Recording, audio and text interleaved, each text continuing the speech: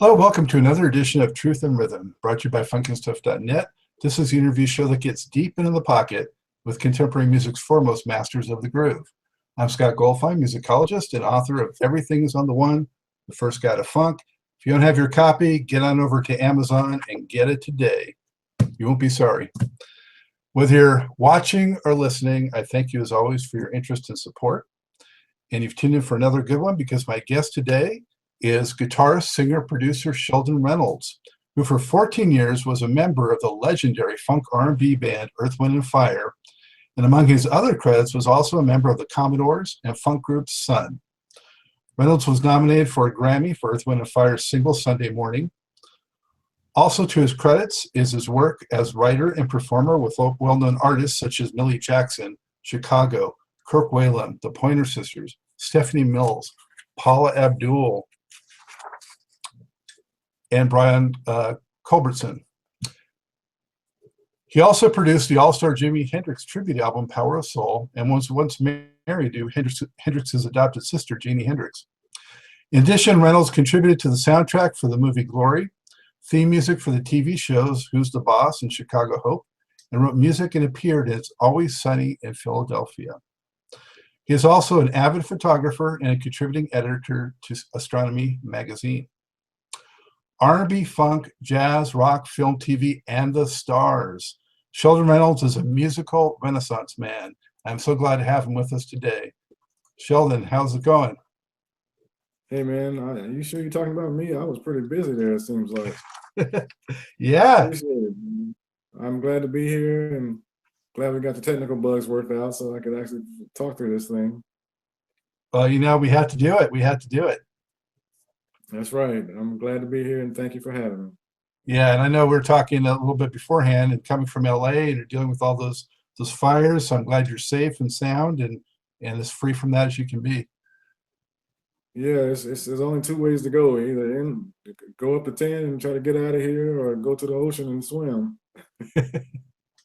Yeah, but well, it's just the air is really bad out here now because there's so many fires in so many areas that the wind is just blowing the smoke everywhere.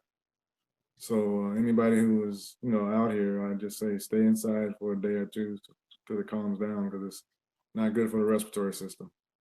yeah, well, we have prayers for those out there that have been affected and wishing a quick extinguishing to all this craziness. Big fan, been following you since, I became aware of you, frankly, with Earth, Wind & Fire, but then going back and seeing the other groups that you played with as well, wow, pretty impressive. So I'm really looking forward to talking to you about that. But we're going to start out at the beginning, if that's okay with you. Not the very beginning, but a ways back, and ask you, Sheldon, how did you first get into music? How did you first gravitate towards the guitar? I was about 6 years old when I got my first guitar.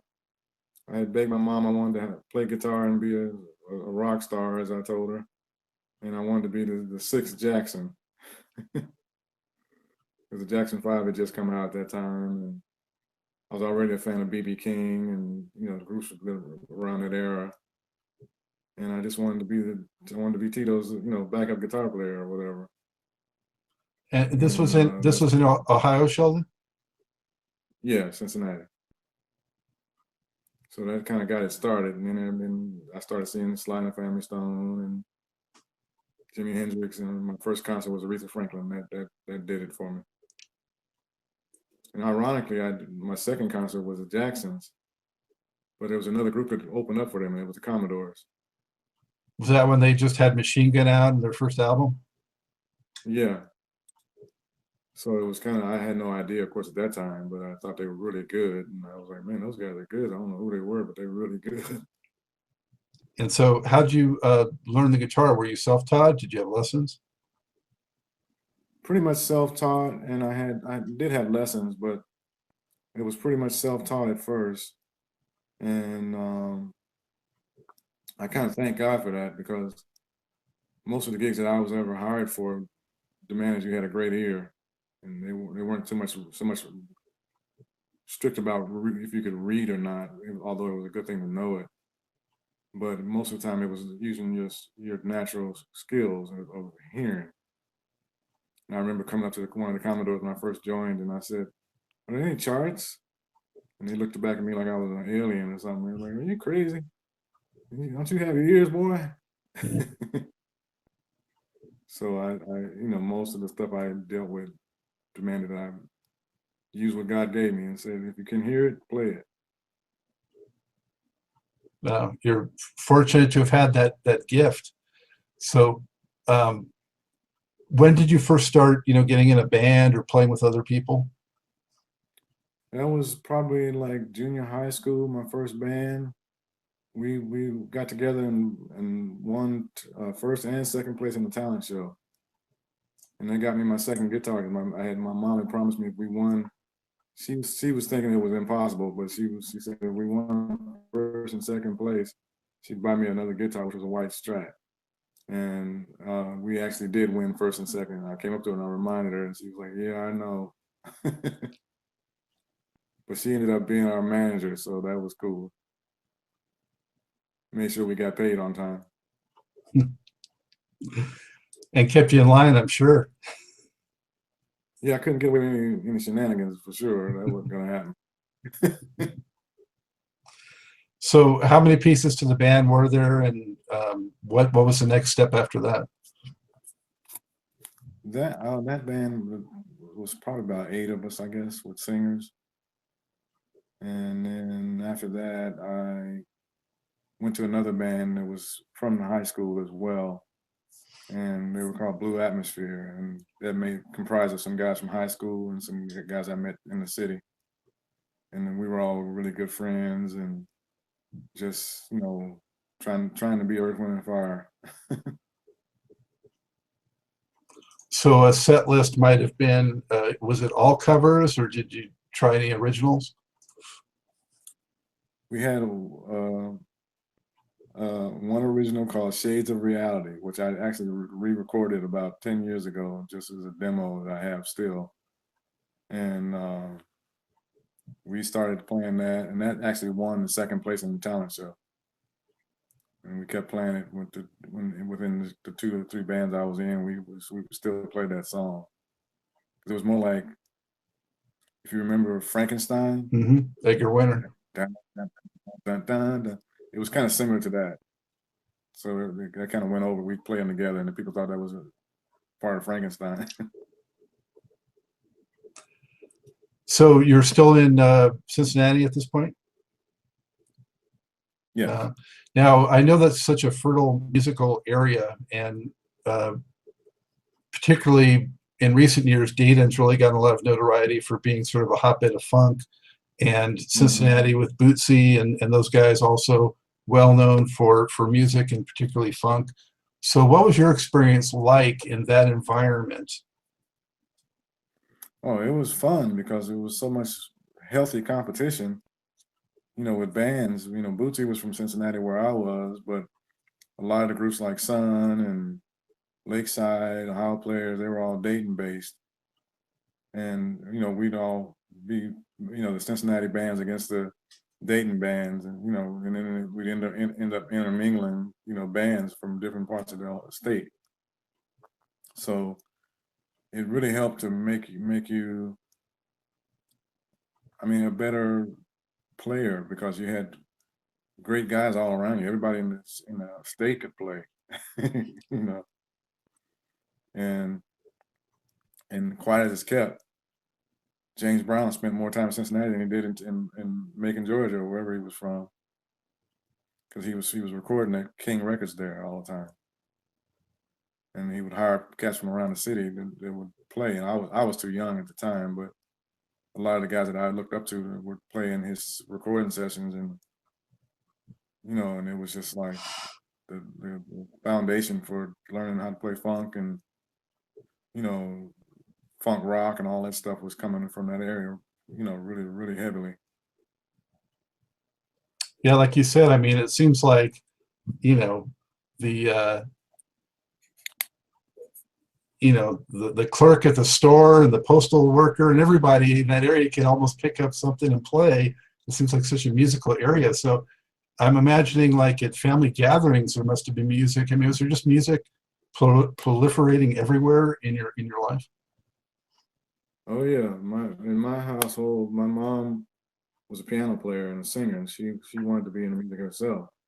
And in the long run, she ended up having some songs that I wrote with her that got on Commodores and Earth, Wind and Fire records. So back in that day when I was growing up, it would be an impromptu party at any minute. You know, it didn't demand an invitation. You just knew at 4 o'clock be there or 6 o'clock be there, and we'll have some food and listen to all of the greats. You know, and people just showed up. You know, and we'd have a good time. You know. So did you end up seeing a lot of those local acts, like you mentioned the Ohio Players and Lakeside and those guys? Did you see them also and take anything away from that? Yeah, a lot of that because they would play around the two cities a lot. And then when I ended up in the group Sun, I would be in Dayton a lot, so I'd see them all the time then.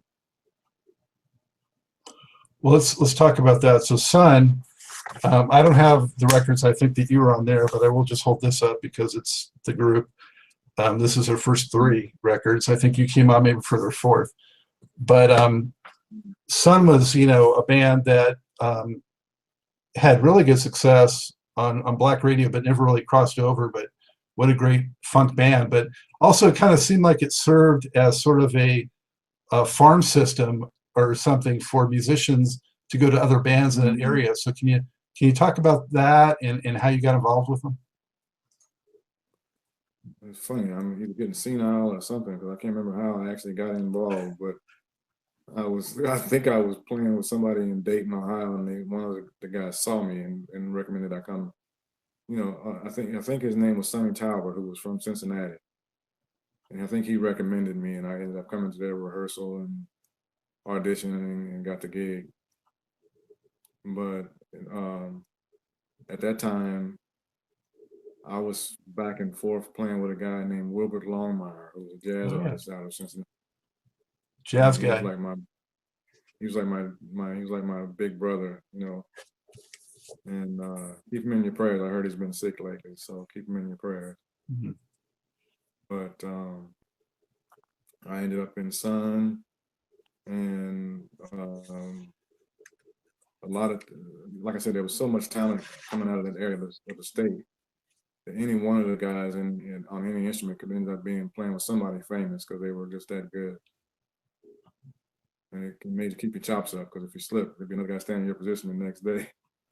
Yeah, there was so much great talent out of that area of the country. It's like we were the best kept secret on the planet. You know, it was too cold to come there and too hot in the summer. But it was like a lot of guys that spent a lot of time in woodshedding, and they really were good on their instrument. So you had to be either intimidated or inspired by the talent around you because everybody was good at that time. And there's a lot of guys that could have ended up doing what I did and even better. You know, I mean, I felt humbled with the success that I was able to achieve. You know, I thank God all the time because there were so many guys out of my area who were qualified. We Sheldon, had a guy who, oh, I'm sorry. Go ahead. no, I was just gonna say we had a guy that I grew up in high school with. I don't know whatever happened to him, but he was more Jimi Hendrix than Jimi Hendrix. You know what I mean? Mm. And he was absolutely magical. His name was Spencer Myrie, truly unsung hero. That's the thing. There's so many of the fantastic players that very few people get to hear. Fortunately, nowadays with the internet, I think some of those guys at least have a chance to get some exposure by just throwing something, on YouTube or something where they're playing. Yeah, that's true. It definitely helps.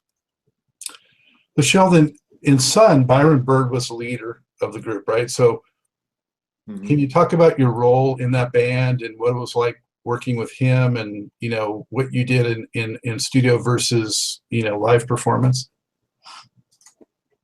I would say Byron is a brilliant man. I mean, he's like a guy who could probably work for NASA and everything else. I mean, he was a brilliant guy. I mean, The sad thing with Sun is that there was so much time fighting about money, not so much my generation, but the guys that came before me. There was so much residue of where they were all fighting over who got paid for what and who didn't get paid and all that. It distracted from the music and the potential that the group had. And that was the only negative thing. It was like if they had just made sure everybody was cool with their money, then it probably would have went a lot further. Because the talent, he knew how to get the talent. He put together some great cats. And it just ended up with a lot of guys that were disgruntled from, the business side. So what was the process like though when you went in to create some of those jams that were on those records? Yeah, it was pretty much in the rehearsal. We had a big rehearsal hall. In the rehearsal, we would jam like for hours, and then we end up recording a lot of it. And then when we did go to the main studio, we just basically be, cleaning up a lot of stuff. But most of it came from either the sound check or the rehearsal, and then perfected in the studio. I'm guessing though, when you're with Sun, that you probably were on some bills with a lot of other great acts. Am I right about that? We toured with Heat Wave and who else? Heat Wave, sometimes Lakeside. It was a lot of those funk tours where there was a lot of groups on the show at one time. Cameo? And I think we did do some stuff with Cameo. I know I played with them. I know we did some shows with them, but I don't remember if it was the Commodores or the Sun. Slave, maybe? Yeah, that would have been definitely one of the groups. So we kind of went past that, but before you were with Sun, I understand you played with Millie Jackson too, is that right? Oh yeah, that was my first so-called famous artist tour. It was Millie Jackson. I was 17 and green as a tree. And Millie was as raw as an old serious tree. And quite an education at 17 years old and playing in juke joints. And she turned out to be like mother love kind of person. She was really cool. But if you didn't know, you think she was roughhouse. But she was really a sweetheart, but she just knew how to make her act sell, And a couple of times I could tell some stories, but I can't tell them on the radio. They're too adult. She was a great education to know how to deal with life. That's for sure. How did you come to connect with her? The band leader in the band I was in, I think he had the contact, and he got a call from a promoter who wanted to bring us to Georgia and open up for her in a couple of juke joints that were down there. And we drove, and the first one was not so much her fault, but to LaGrange, Georgia, and getting $7 each for our work. And she made sure that didn't happen again. What were those crowds like at those shows? They were your classic juke joint crowd. I mean, if you played good, they yelled. If you didn't play good, they yelled. So they were, it wasn't far from putting some chicken wire in front of you to protect you. That would have been a good idea in some cases. But the thing was that they were honest. If you were good, they'd let you know, and if you weren't good, they'd let you know it. And one of our first shows, the drummer fell off the back of the drums and kicked his drums over as he was falling. So we were literally starting out in a bad way, where we counted off the first song and we couldn't even start it because the drums got kicked over by the drummer. And we had to stop before we even got started and pick up his drums, and cymbals fell everywhere. It was quite a comedy act. How much of a spotlight did you get either with Millie Jackson or with Sun? Did you get time to solo and do your thing, or you kind of had to be rigid? Yeah, because I was kind of between being a guitar player and a singer. So I would get time to a little bit of both on both ends, you know. And who would you emulate as a singer? Who was your kind of, you know? Um, I would say my favorite influences were Sly Stone, Maurice White. I grew up listening to a lot of Donny Hathaway when I was growing up. And I have a cousin who's out of Cincinnati as well, who ended up with the Spinners, and that was Felipe Wynn. And he was the guy who sang Sadie and Rubber Band Man, One of a Kind, all those songs. He was a great inspiration as well. And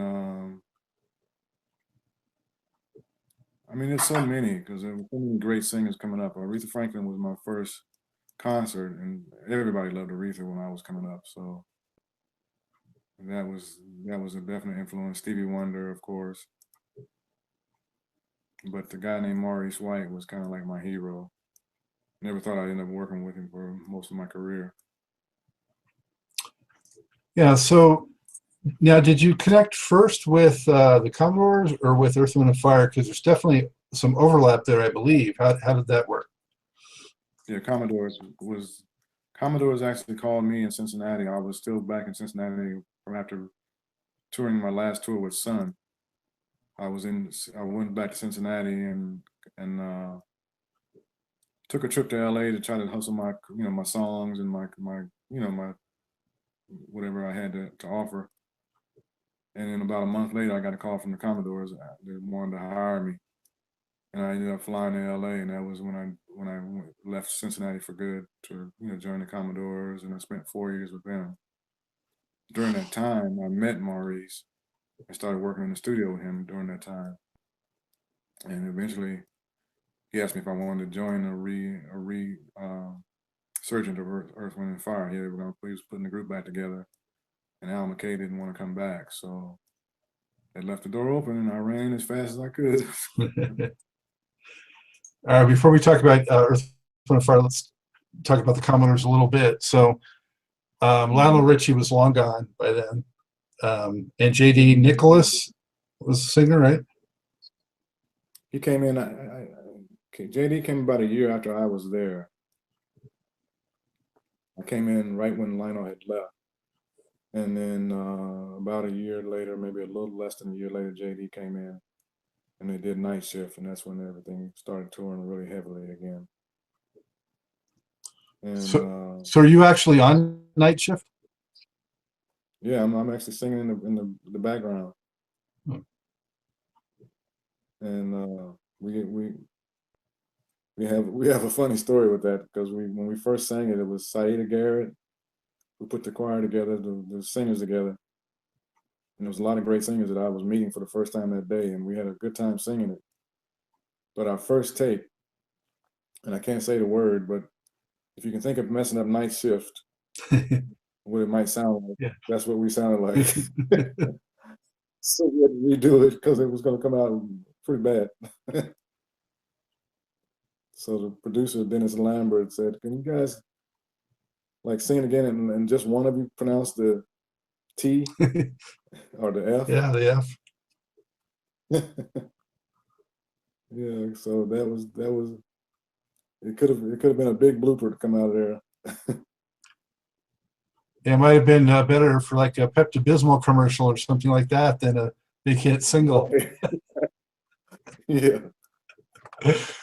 So how'd you feel when that became such a hit and you were part of that? It was crazy, because that was the first hit song I'd ever been involved with. I mean, I just sang on it, but I ended up writing a lot of songs for future records with them. But that was the first song I'd ever come on, and it got a Grammy nomination. I even have it on my wall upstairs. It got a Grammy nomination and everything. So it was pretty much I had to pinch myself to realize I had actually been involved with something like that. Yeah, I mean, what a huge leap. Because Sun was kind of, their fortunes were kind of fading, and they were kind of a niche, and then you get this big pop smash song. So that's a big change. Mm-hmm. What was it like being with the Commodores then, though? Because they had a hit with Night Shift, but did they feel kind of snake bit, or did you sense there was any animosity with Lionel Richie or anything like that? Or Oh yeah, yeah. yeah, There was definitely some tension. I mean, for us new guys, it was kind of like some kind of fun, some kind of weird, funny movie. Because the first day of rehearsal, when I got the gig, we were rehearsing in a place called SIR, which is where all the groups rehearsed at in LA. And we come and in one room we're rehearsing, and we come outside to the lobby, and down the hall around the corner you could hear the same songs playing again, and that was Lionel Richie down there rehearsing. yeah, And it was like the same building, two different acts in the same building, and they weren't speaking to each other at that time because there was a lot of animosity going on. And we had to make sure we stayed away from Lionel Richie because even though we wanted to meet him because we were starstruck, we didn't want to get fired and sent back to Cincinnati or wherever the other guys were from. So it was kind of awkward. There was a lot of, because it was like a family. They were like brothers who grew up together. yeah. It wasn't just business. It wasn't just business. They had actually created a legacy together, and then now they were falling apart as in a relationship. And it was interesting to watch. So with the Commodores, um, did you get to play like all of their great funk songs too when you would do shows with them? Slippery When Wet and Fancy Dancer and that kind of stuff too, or was it more of the newer stuff? Oh yeah, we did all of the hits. Most of the time, we did mostly the stuff that they were known for, which was, like people related to the Commodores as the funk act, with Lionel Richie as the pop act. So we were kind of, when he left, it was kind of like we as a band had more fun because we were playing the funk stuff. It was kind of strange to hear Three Times a Lady with no Lionel Richie. That was kind of strange to be in the building. So the Commodores, so what were those guys like? I mean, Walter Clyde Orange, and what were they like to work with? They were like having some big brothers that was teaching us the way. I mean, they were all very experienced and very down to earth. They were like, people always give me a lot of accolade after being with Earth, Wind and Fire, but I have to give the Commodores just as much respect. They gave me a shot to get out of Cincinnati, to start a real success career and all that kind of stuff. So I think sometimes they get in my story, they get lost in the mix a little bit, and I don't think that's fair, because though my heart was with Earth, Wind and Fire, my respect as well is with the Commodores equally. Yeah, so you basically replaced Thomas McClary, right, in the band. So did you kind of replicate his parts, or did you bring your own thing to it? When I first joined, he was still there for the first year or two. He was still there. Oh, So I was like, because they had always had two guitar players playing in the old days, and so it was kind of like I was playing the other guys, the other guitar players' parts. But when Tommy left, I had to sort of create which kind of helped me when I joined Earth, Wind and Fire. I had to create the simulated two guitar player thing with one guy. So I might be playing part of what Tommy played and part of what the other guy played in the same song. mm. It's probably why I got Parkinson's now. It drove me crazy. But it eventually worked really well when I got with EWF, because I had to be rhythm king like Al McKay and then Johnny Graham at the same time. Yeah. All right. So any other thoughts or memories about the Commodores that you want to share, or we should move on to Earth, Wind and Fire? Well, just that, those guys are, they created what I call a legacy that's unforgettable as well. And a lot of times we get focused on one group and think they're the only thing that did it. But Commodores, like I said, I first saw them at the Jackson show when I was a kid or a teenager. And they had a long, long, wonderful run as far as success. And they deserve just as much respect as anybody. Well, I mean, some people may not realize unless they were around then, but I mean, in the mid to late 70s, the Commodores completely rivaled Earth, Wind and Fire as the top Mm-hmm. R&B band. You know, it was the Commodores, Earth, Wind and Fire, to some degree Ohio Players, and P-Funk pretty much, I would say, were the four biggest funk R&B bands. And the Commodores were every bit as popular and big as Earth, Wind and Fire at that time, until Lionel Richie left pretty much. So, I mean, they were substantial. Funny thing is when later on, when I met Berry Gordy, he came to one of our shows in Earth, Wind and Fire. And he came backstage. He had never seen Earth, Wind and Fire until that day. But he had said he had signed the Commodores as his answer to Earth, Wind and Fire, but he never came to see us. I understand why you guys are so respected now. He said this. So I mean, you know, he definitely let it be known he had got the Commodores to the answer to Earth, Wind and Fire. There you go. So you mentioned earlier about you got in touch with Maurice White, and he had kind of pursued you. Is that what you had said before? Well, it was kind of it's a long story, but it was kind of a magical story. I had been with the Commodores for a couple of years, and I was living in LA and kind of basically sleeping on some guy's floor who was one of the crew guys because I didn't have anywhere to stay. But I was trying to stay out in LA so I could try to hustle my songwriting and producing and whatever else I could get into. Because a lot of times when we weren't touring, there was nothing to do. So I'm just kind of back to square one. And I ended up calling Maurice's office in West LA. And I lucked up and got his sister on the phone who ran his business. And I ended up going and getting on the bus and taking some tapes down to her office and giving them to her. The next day, I was told the Commodores were recording in the studio in Burton and Silver Lake area, part of LA. And I went up there, and when I got there was this burgundy red Porsche sitting in the driveway at another studio that was connected to the one we were in with the Commodores. And I was like, man, it's a bad car. Whose car is that? And somebody said, that's Maurice White's car. He's here producing Barbra Streisand. And I was like, what? So I called his sister at her office and I said, look, I'm at a studio that I guess Maurice is in another building, another part of the building somewhere. And she said, stay right there. And a few minutes later, he came walking out and that's how we met. So do you have any idea what was the first thing you said? Pretty much. After you bowed down and kissed his ring finger, what did you do? What did you say?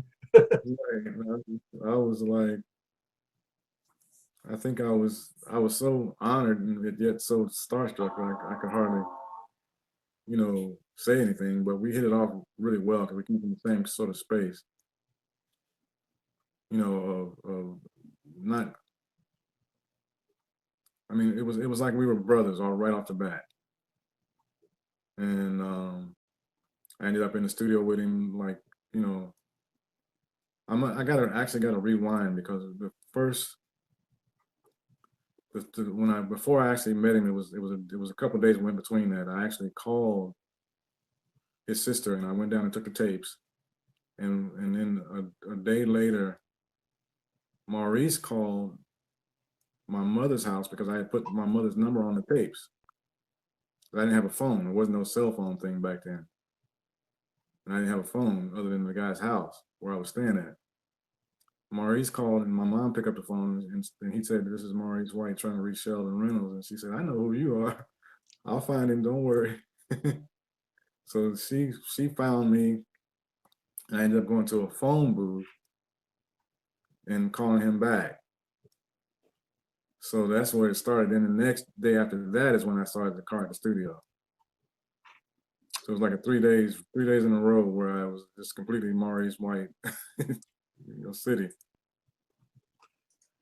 And so this is, I think, probably around 1985, 1986, right? I think it was 86. If I'm not mistaken, I think it was 86. And was he already working on his solo album at that point, or where was he in that? He was about to start on it at the time, yeah. And so you got right in and you started contributing to that, right? Yeah, I started singing with him, and we actually did a song that didn't make the record, but we did this thing called Collage, which I still have a copy of. It was like a collection of all the big hits from the 60s and 70s that we did an Earth, Wind & Fire twist to it. And it became a publishing nightmare, so we couldn't release it. Yeah. There's like 20 different songs in there, so there was like too many publishers were fighting. So we were like, okay, forget it. How would you describe Maurice White as a person, as a man, as a musician? He's what I call a true leader. I mean, you know, nobody's perfect and without mistakes and all that, but he was like a true band leader who did it for the love of the music first. Then hopefully the success would come with it, of course. But he loved to make an audience happy and make that band reach out to do something unique.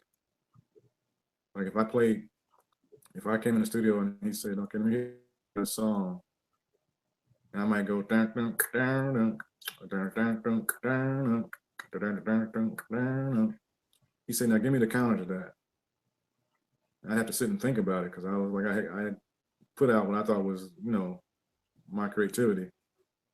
So I would go dun dun dun dun dun dun dun dun dun dun dun dun, you know. So you create the two guitar players sort of back and forth conversation, and inspire you to reach out and to give, because he wouldn't call you for something that you weren't qualified for. He wouldn't put you in that position. He'd call you for what your talent was. That was his biggest gift, because he knew how to put the right people in the right place. Was he very talkative, or how did he communicate? He was pretty quiet, but when he had something to say, he'd say it. He was very frank about what he felt in private. But he had an aura. I always called him Maurice White aura. He kind of always seemed to glow with some kind of like great wisdom or something. You know, he just had it's like a different kind of cat, you know. But he was like, I miss him like crazy, because he was always good to talk to him, because he would always put things in perspective. You know, keep you grounded. You know, and he always used to tell me, he always used to say to me, he said, you keep us knowing where home is, because we go out there and do all these big changes, you know, da da da da da da. And when we finish, we come out of there, Sheldon sitting there going dun dun dun dun dun dun dun. Here's home when you get tired of all them big changes. You know. But he was he had a commanding, quiet spirit, but when he got on stage, it was like he just opened up. He was electrifying. Yeah, I saw them a couple times. I never got to meet Maurice though. So when you connected with Maurice initially, did he already have a plan in place, or was he already in the process of reuniting Earth, Wind & Fire, or did that come after you got with him? Came after. Yeah, he did his whole solo record thing first, and then it took about a year and a half of time. And then after that, he called me one night and said he was wanting to put the group back together. And he asked me if I wanted to be part of it, and I was like, oh, let me think about it. I thought about it, of course. So it had been, I think, I want to say maybe, was it 5 years or 4 years? They did, I think, I don't know, Faces at 2 records, that was the last one, and then came back with Touch the World in '87. But it had been a while. Do you know what inspired him to come back as Earth, Wind & Fire? I think he missed it. I mean, you know, it was his bread and butter. Plus, it was like, once you've experienced Earth, Wind & Fire in terms of like the performance and the level of emotions and spirit that comes down at one of our concerts, you don't want to never not do it. Even if the band is not getting along, whatever, it doesn't matter. It's just that when that audience is there and and their spirits are touched, there's a different kind of effect than just star time. It's not just egos and look we're famous. It's not about that. It's about that spirit. You're touching those spirits out there. And you're giving people who have all sorts of problems as we do today. You're giving them 2 hours or 3 hours of just absolute spiritual joy.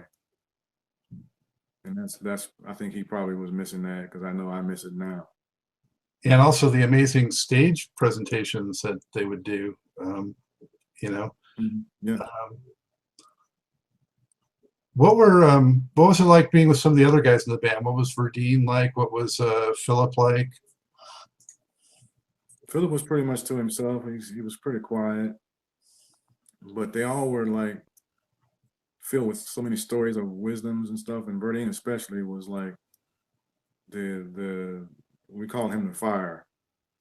And we could come in there with our back hurting, legs hurting, headache, toothache, whatever, and he'd be like, "Come on, here we go, let's go. We got to get it, pep it up, let's get it." You know, even if he was hurting, you wouldn't know it. And if he was tired, you wouldn't know it. He's the only person I know could drink coffee at 2 in the morning and go to sleep. You know, coffee put him to sleep. You know, so, but Ralph and I used to sit and talk all the time. And when we had the Northridge earthquake, he lived near me, and we ended up staying in my mom's house for a couple of days when it all got crazy out there. And his family and all that, they were all real good people. And quiet as it's kept, people don't know too much about Andrew Woolfolk, was the original sax player. One of the original sax players. He's had a stroke about a year ago. He's been in the hospital ever since. He's hanging on by a thread, but he's getting better. So keep it on. But the one that got me, that was always my favorite, was actually two of them. Was Al McKay, who I replaced, and Larry Dunn, who became like my other brother. They were to me the glue that made that sound happen, along with Charles Stepney and Maurice White.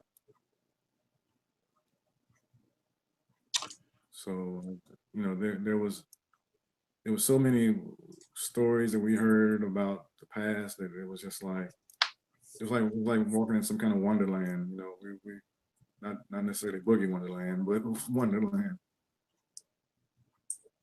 Did you know some of those tracks beforehand because you were a fan and maybe played them on your own?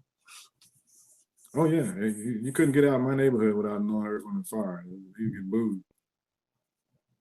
Every band had to be able to play some Earth, Wind & Fire back in the day. And we were, one of my bands, we had a rhythm section that we loved to mess with the horn section, because we knew the horn parts were very hard to play. So we'd be up there playing them, and we'd play Getaway or something, and you know, speed it up. And the horn players would start turning around cussing us out. You know, we got a kick out of it because we knew they couldn't keep up. You know. From a guitar perspective, though, was there anything in particular in their catalog that you played that was more challenging than another? All of it. Al McKay is one of the greatest rhythm players in the world for me, and all of it was a challenge. And some of it I never did play right, but I saw him play it. I was like, man, why didn't you tell me I was playing wrong? He just laughed. He said, you did a good job. I said, yeah, but you got me, let me go up 14 years playing it the wrong way, man. I'm trying to represent what you did. I didn't create this. You did it. So, but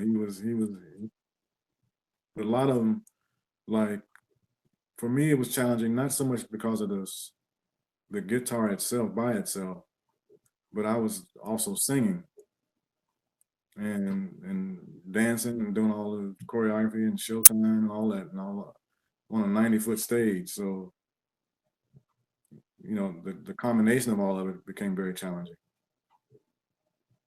You know, but the love for it was greater than the challenge. So that's why I was able to try to pull it off as much as I did.